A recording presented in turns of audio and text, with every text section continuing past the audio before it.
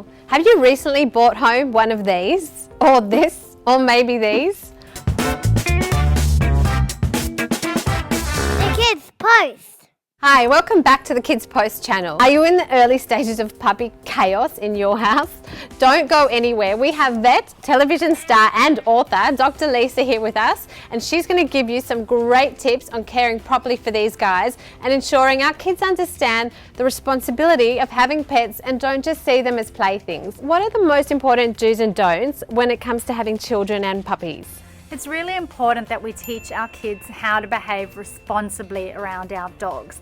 Most dogs are actually nervous around kids. Kids can be quite scary for a dog, so it's important that the kids respect the dogs, and they need to learn that from us. When a kid is approaching a dog, we never want them to approach them face to face. Okay. That's really threatening for a dog. We always want to make sure that a dog is never cornered, that a child is not approaching them and the dog has got nowhere to escape.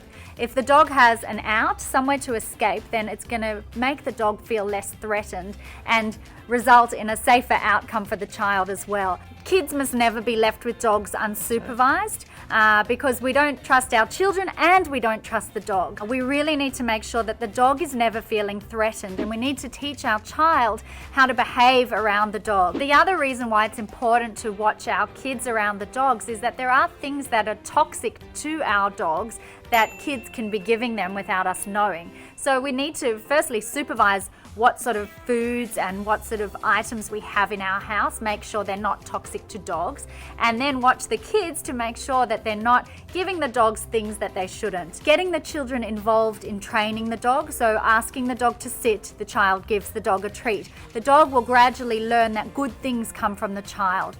We always want to focus on positive reinforcement, just like that works with our kids. It works really well with dogs too. So rewarding the dog when they're doing the right thing rather than punishing them when they're doing the wrong thing. You're going to get the best out of your dog and your children if you do that. We need to teach our children to be gentle around dogs, just like we teach them to be gentle around other children. Dogs don't respond well to rough behavior, and they're actually scared of the children most of the time. Pulling tails is a big no-no that can cause neurological problems. So we need to make sure that the dog is safe and that our children learn to respect the dog. And what are the best ways we can get the kids involved in caring for the new addition? It's really great if you can teach the children to behave responsibly around pets, so get the kids involved in the training. I always think that the dog responds so well to the kids when they're learning how to be leaders around the dogs. Dogs always focus on the person who leads the family, so that's usually mum or dad. But if the kids can get involved in training them, feeding them and exercising them, then the dog will gradually learn to respect the child more. Do you recommend getting a doggy trainer, so to speak?